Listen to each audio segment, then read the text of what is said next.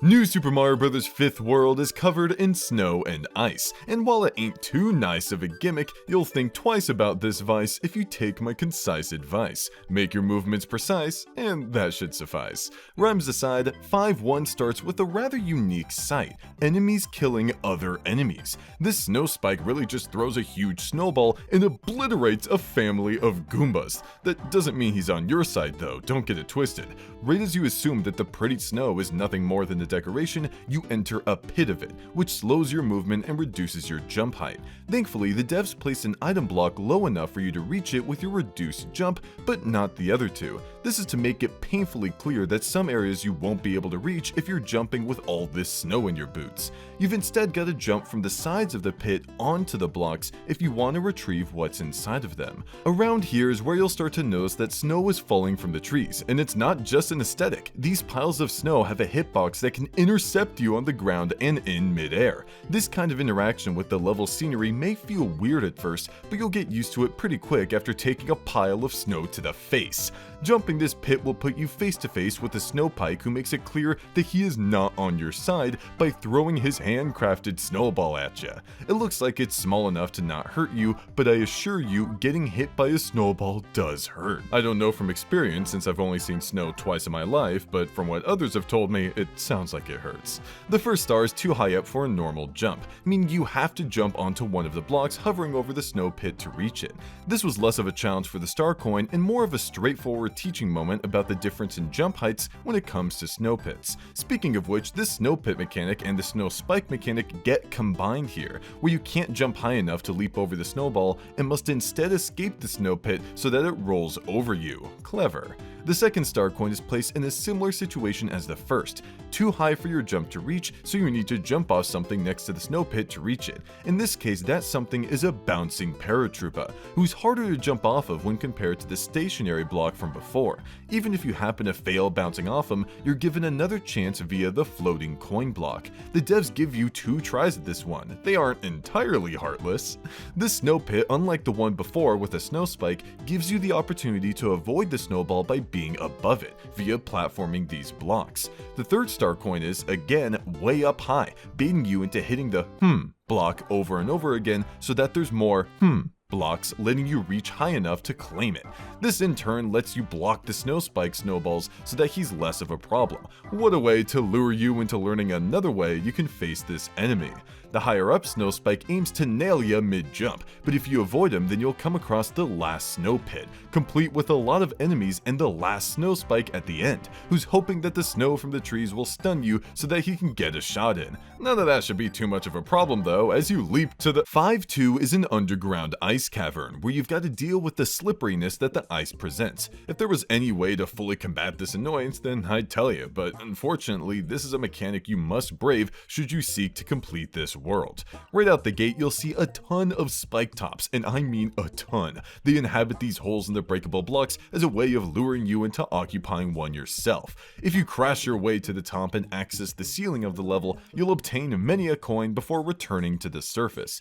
When you first encounter the ice, it's in a long stretch of it so you understand how it's affecting your movement before you get to the tighter sections. This floating terrain challenges you to hit the block with patience, as to not accidentally ram yourself into one of the spike top spikes. It's only when you reach this icy block here that you start to realize how annoying this slippery mechanic can be when put side by side with the spike tops that just keep walking along no matter if they're on the sides of it or the bottom. The swoops don't make the ice any easier because they swoop, get it, from the ceiling at you, which sucks because you've got to move up towards them to progress, making this level one of patience as you observe enemies' movements and fight your own. Ground pounding these blocks will reveal a 1-up mushroom, which you just have to chase now that it's on the run. These piranha plants make it a little difficult, but again, if you exercise the ever so great virtue of patience, you can eat your mushroom with ease without it falling into this conveniently placed pit.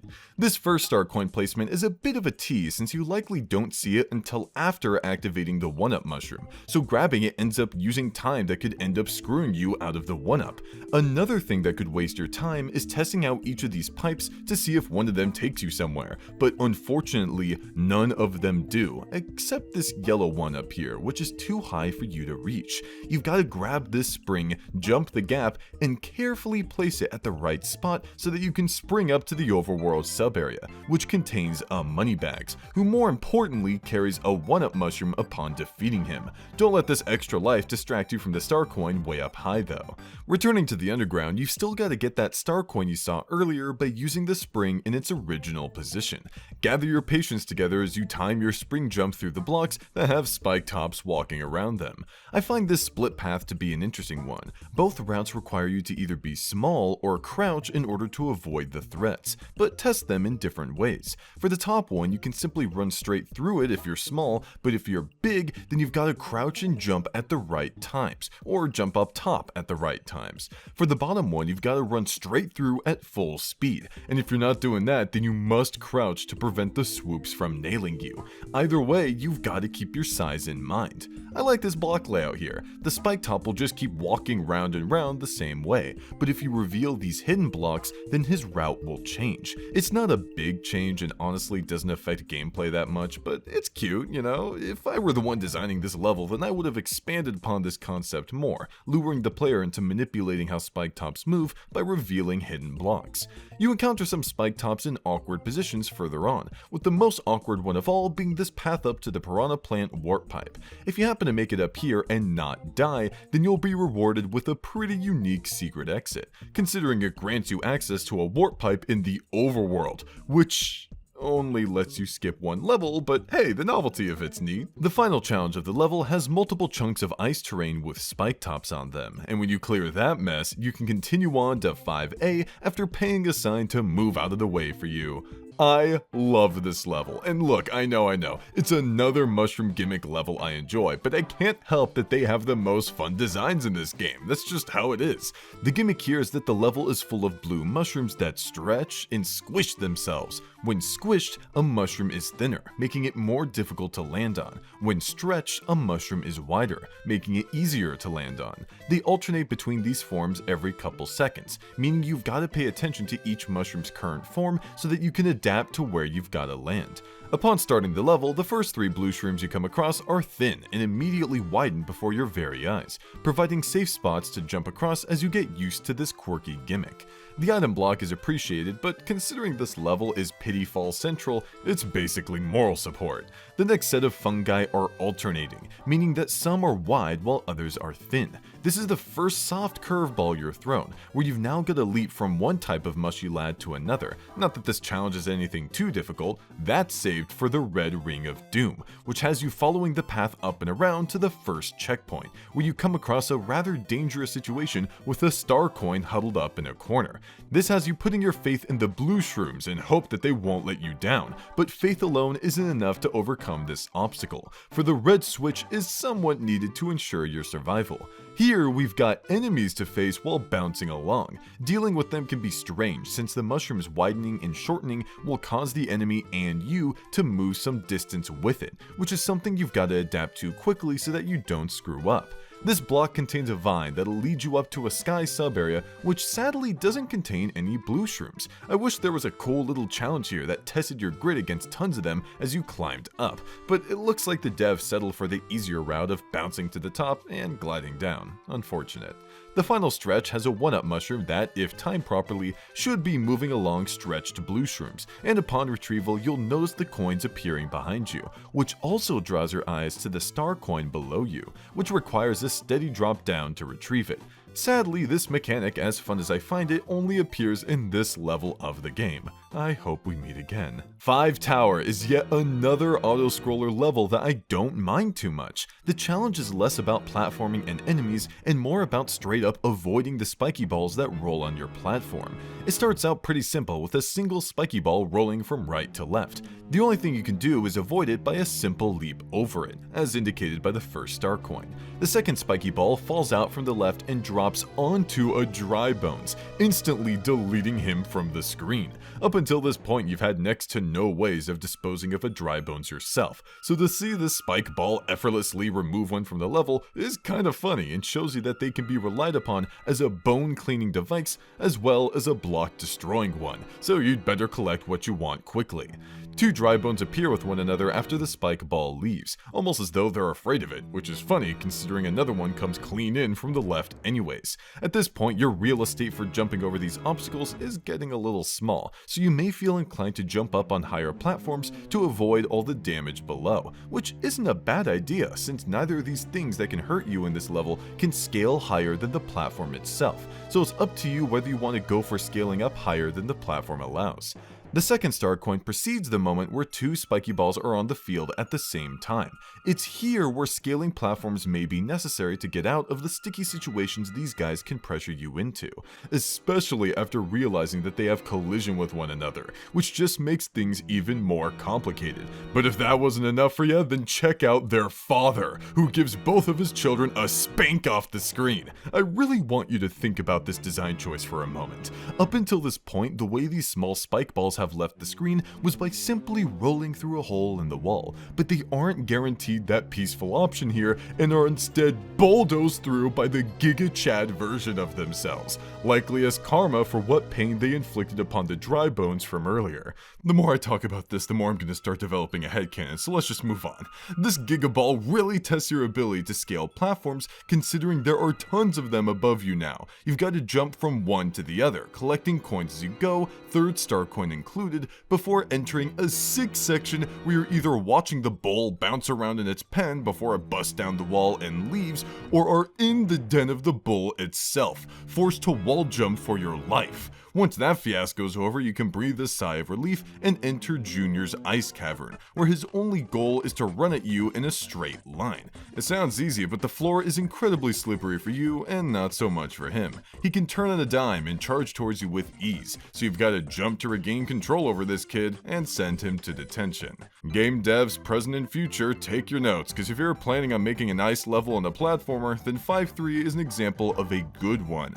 Players tend to find ice physics annoying because they're often forced to fight against slippery controls that throw them into cheap situations, which is incredibly unfortunate because ice levels have massive potential to be loads of fun. The beginning of 5.3 gives you a taste of that potential by letting you work with the slippery ice instead of fighting against it. Sliding down this mountain, obliterating foe after foe, jumping whenever you like is a blast and actually, feels fun. You have the option of jumping over this bundle of blocks to reach a star coin, which is cool, but if you slide down this one block gap here, then you may end up falling into this pit which contains two warp pipes. At first glance, this design choice is a little questionable. For almost the entire game, pits like these have been known to cause a bad case of death, which means the average player is going to avoid these ones as well, missing out on whatever these pipes provide.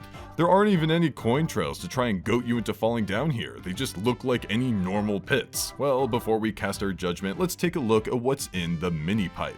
This place has a Starman that'll spawn tons of coins behind you that you can backtrack for to obtain 1-ups if you collect enough of them. If you travel to the right side of the room, then you can continue your Starman spree for even more coins. The warp pipe beside the entrance to the mini one merely shoots you back up to the main section of the level. So as it turns out, there were no star coins nor secret exits hidden in a place like this, which is why I'm a little more okay with this breaking the conventions of this game's usual level design. If you hit this block past the checkpoint, then you can vine up to do some cute platforming along ice blocks. I don't consider this as annoying as platforming on ice blocks in other levels, since the worst that can happen is you fall onto the path below, which makes any mistakes here feel a lot less cheap. If you accidentally ground pounded the vine block, then fret not, there's an invisible block here that you can jump upon to help you reach the upper route regardless. These slides are as fun as ever, but it almost feels like they're meant to distract you from the fact that you're next to the end of the level and haven't yet gotten the last 2 star coins yet. As it turns out, they're both found on the lower path. How's that for a curveball? The second one is in a simple to break barricade, which ain't much of a challenge. That's what the Snailicorns are for. They're quite formidable, but but unlike the other enemies you face, they're vulnerable to ice physics, just like you are. This places you in a funny reverse scenario, where instead of you battling the ice physics while dealing with enemies, they've got to battle them while dealing with you. Jumps on their heads will cause them to slip and slide into the pits, where you can move on to collect the third star coin that's peacefully resting in this alcove.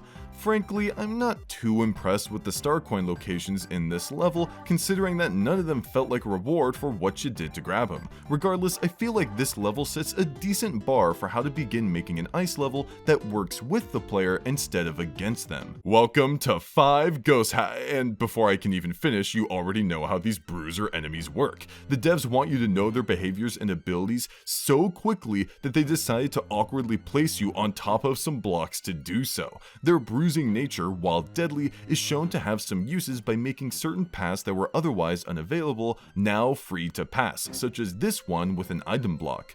The stairs in this place don't automatically make you run up them, you've got to jump to do that. Running straight towards them will simply make you remain on your current floor. Whereas the first bruiser was meant to safely show you what they can do, the second one is sent straight towards you, but even it has a restriction placed upon it in the form of these 2 blocks, which serve as a buffer between you and him, allowing you to recognize the threat and avoid it. The third bruiser tests your ability to manipulate how a bruiser moves. If you manage to goad it into hitting the lower wall of breakable blocks, then you can obtain the first star coin for using your head, and his fists. This door leads to the second star coin, where you've got to quickly scale to the top before the bruisers bruise ya. At this stage, you've pretty much learned this enemy's ins and outs, which is why the devs are now content with throwing them at you without worry. They're but a simple matter of leaping over them and dodging their punches. The last stretch of this level is a vertical one, where this striped platform carries you higher and higher up the shaft, but this is no ordinary ride. It is a haunted one, complete with tilting and turning meant to throw you off. Sometimes it'll speed up its ascension, and other times it'll suddenly pull out the floor beneath you. If you manage to endure these shenanigans, you'll safely find the normal exit. You didn't forget about the third star coin, did you? If you jump along this left wall, you'll discover some hidden blocks, of which one contains a vine that'll carry you up to a door that leads you to yet another striped platform, which has the same mischievous behaviors as the first one. The problem here is that you've now got to deal with splunkins that thought you were lonely. Don't let their company distract you too much though, since you've got to ditch this ride to the right if you want to obtain the third star coin, which thought it'd be funny to tuck itself way in the far right corner of the level. Reaching the door of this section will lead you not to any old exit, no, but a secret exit that leads to the cannon, which, if entered, will shoot you to World 8, a grand reward for your efforts. While I do enjoy the bruisers quite a bit, I feel like it was a missed opportunity to not include them on the striped platform section. I think it would have been interesting to see one board this ride of trickery with you, at least on the secret exit version of it, since I imagine it'd be pretty difficult. 5B is a wonderful mix of the sliding from 5.3 and the precision platforming from 5.2. Its opening is humble, only presenting you with a few single block gaps to warn you that you're about to face many more. This Snailicorn is different from the ones you faced before in that it's on snow instead of ice, making it more difficult to shove him into either pit. This is where ground pounding him comes in handy, since it provides a higher launch power than your regular jump so that he can join his brethren. The upper path doesn't contain much in terms of a reward for overcoming these paratroopas, just a few coins. I would have thrown in an item block to make this worth the effort, considering the lower path is a lot safer. Here is where the level starts picking up. You've been slipping and sliding up and down slopes, but this 1-up block and the first star coin have you holding back your slides so that you don't overshoot each reward and fall into the respective abysses. Funny enough, the life granting item is the one that has a higher chance at losing you your life. Snaily here is in a strange position. Sure, he's on the ice, but there's a block above his head, which forces you to awkwardly dance around it in order to defeat him. But when you do, you can jump on this Koopa and throw its shell into his comrades for a 1-up and all that sweet, sweet serotonin. The second star coin has a couple ways to access it. You can either throw a shell to open up the wall or hit the P switch to change all blocks into coins, but that'll make it a little more difficult to reach said star coin, so it's a give and take on what method you like to go for. Just like the previous front-running Koopa, you can throw this one into its friends too, and up ahead, almost like everything has led to this moment, you will encounter the final Snaily Malicorn in all of Mario existence, for it does not return in any upcoming levels nor any other games. With a heavy heart, you must cast this creature aside and claim the 3rd star coin.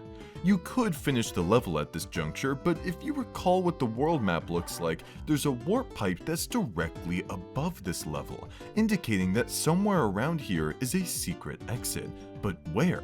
There were no warp pipes, no mini areas, and no coins to lead you anywhere else. I don't like it much myself, but to start heading there, you've got to wall jump up this hole and leap to the left ceiling, where you'll encounter some blocks that can only be broken with a blue shell power-up. Not only is there little to no indication that this area even exists, to tell players they must also have a blue shell on hand feels a little cheesy. One tower did something similar with its secret exit, but at least that exit was a cannon, making the request a bit more reasonable than this secret exit's warp pipe. Not really a fan of it, nor am I much of a fan of this level in general. It doesn't feel like it has much of a theme compared to the others, and what it does have feels a little sloppily put together. I would have placed down a lot more dangerous slopes that would challenge players to avoid pits, similar to what this section of the level does with the 1-up and star coin. 5C reintroduces the bruisers, who no longer have height advantages over you, but make up for it with the breakable block terrain they're surrounded by. The first one displays what pretty much every bruiser is going to do in this level: head straight towards you, destroying all blocks in their way. The layout here is quite forgiving, allowing you to easily reach the second bruiser, who you've got to let break a hole in the wall and subsequently avoid in the tight space. But don't lose sight of him yet. The first star coin can't be accessed via ground pounds. You've got to lure said bruiser into breaking the blocks underneath the collectible to obtain it.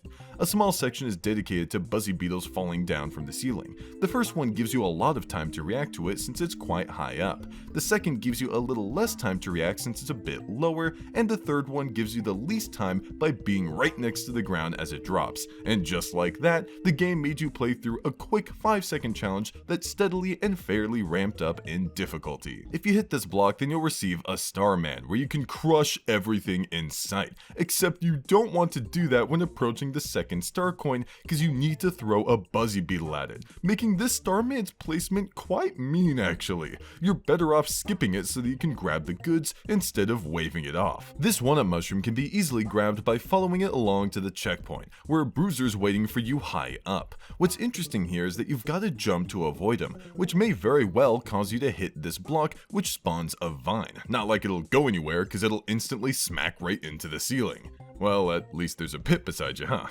One redo later, you head up to the ceiling to destroy the block above the vine block. And now if you take it, then you'll reach the surface, where a cloud is. Strange placement. What's more important is this P-switch, which you've got to hit so that you can lure the bruiser into breaking the blocks that cover the 3rd star coin. If you ground pound through these blocks instead of P-switching them, then you can't get back up, since the devs placed a roll of hidden blocks here just to be jerks. If you kept on the main route, then you would have hit this switch to spawn a pathway of red blocks. But the challenge here is having to avoid the last set of bruisers in the game, who are all falling onto your blocks, destroying them piece by piece. If you've had trouble with them up until this point, then now's the time to face your fears, overcome them, and finish this level. Oh man, guys, it's happening again. Another mushroom level that I love, because I guess mushroom levels are just top tier in this game for no reason.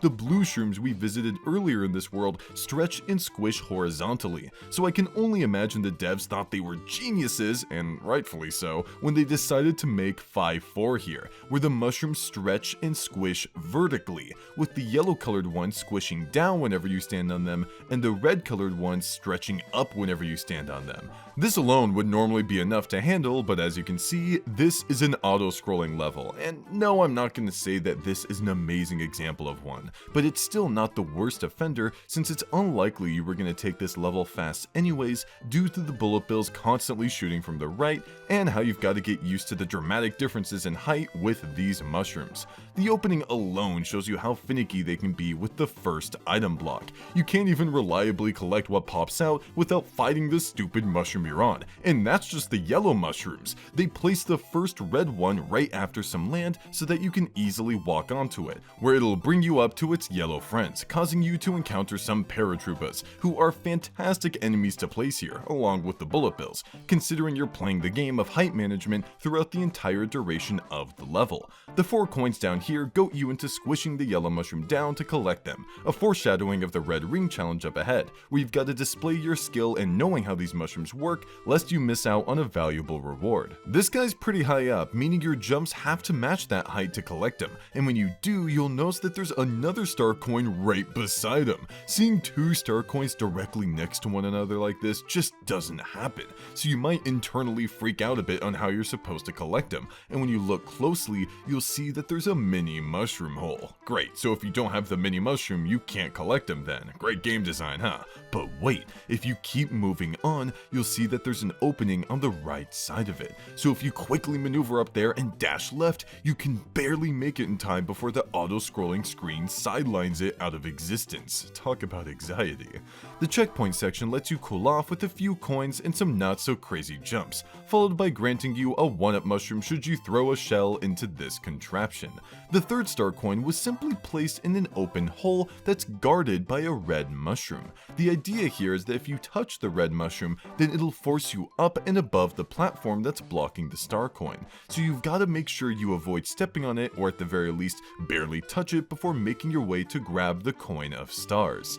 The final stretch just goes crazy with the alternating colored mushrooms, having you go up and down over and over while encountering red Koopa Troopa after red Koopa Troopa. Once you let your mastery of this mechanic shine through, you can head to the goal and complete this charming mushroom level whose only real change I'd implement is getting rid of the auto-scrolling. Other than that, I'm a pretty big fan. But you know what Bowser's a fan of? Conveyor belts, cause 5 Castle is full of them. The first is kind to you, sure, but everything after is just mean. You'll encounter Piranha Plant after Piranha Plant who are now mobile obstacles due to the conveyor belts moving them towards you, which is a pretty clever way of spicing up their encounters. The first star coin looks somewhat easy, but the conveyor belts slowly move the plant boy towards you, so make a quick jump to get out of there. Soon enough, you'll find yourself on dry land. Dry Bones Land, who aren't on conveyor belts and are merely prepping you to encounter them on the conveyor belts. But look at this Dry Bone schmoovin' though, nice moves! These triple layered conveyor belts have a fire spitting piranha that can shoot at you from many different angles, all the while you're trying to evade a Dry Bones. If you have a fire flower in this level, then that makes disposing of these plants pretty easy, but if you don't, then this becomes a game of avoidance. The star coin is above a set of left moving conveyor belts that's rather unique in that they're constantly spawning small dry bones, a big dry bones, and a spring. You've got to either jump off the spring to gain height or jump off the big dry bones for the same boost. If you miss either of these jumps, then there's no need to worry because, like I said before, they keep on spawning, letting you take as many shots as you want at this challenge before proceeding. And it's when you proceed that you're reminded what world this castle belongs to, the cold one.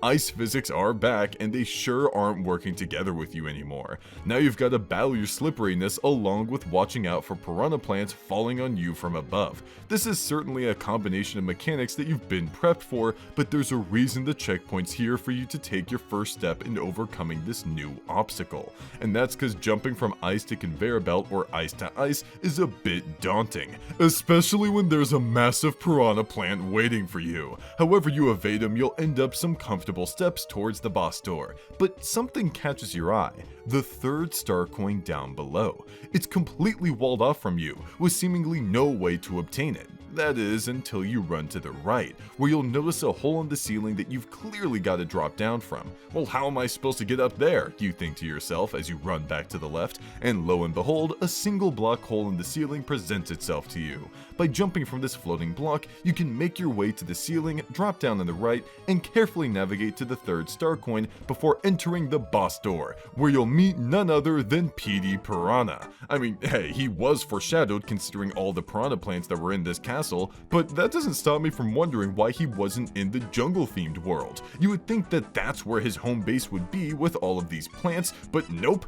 they're content with growing on conveyor belts, ice again, and freezing in the cold. I will seriously never understand how a piranha plant grows in the Mario series, will I? PD somehow has the ability to fly, don't ask how. He'll use his wings to flap around the top of the arena, eventually locking onto you and going for a slam. Under normal circumstances, this would be an easy move to avoid, but since you're on slippery ice, that forces you to have better reaction time than normal by either moving somewhat preemptively or doing little hops to minimize the ice's impact on your traction. Either way, whenever he lands, he'll fall down, giving you an opening to make a strike with a single jump. If PD feels like flying isn't working, then he may go for some bounces instead, which are a lot scarier since they're less predictable and give you less time to get out of his way if he's headed towards you. After 3 hits are dealt to his plant posterior, Luigi will say, "Yay for me, Luigi!" and you'll then see Peach being taken away once more. But wait, there's a mini mushroom path right here, and you know what that means. In order to access the secret world, you've got to beat PD while mini. Thankfully, this level offers you an opportunity to go mini via this ever-changing item block that you've got to time for the mini lad to pop out. The fight against PD while mini can get a bit rough due to your high jumps working against you, but after dealing 3 ground pounds, you can gain access not to World 6, but World 7. I can't emphasize how cool I think it is that you can gain access to an entirely different world based solely on how you beat the boss. It's pretty great, and so was this world. Introducing snow and ice mechanics in a game can get messy when they work against the player, but things worked out pretty well here most of the time. You feel a sense of camaraderie with the chilly environment instead of animosity, and I think it's pretty cool that the devs managed to pull that off. Thanks for watching, and I'll see you next time when we visit World 6.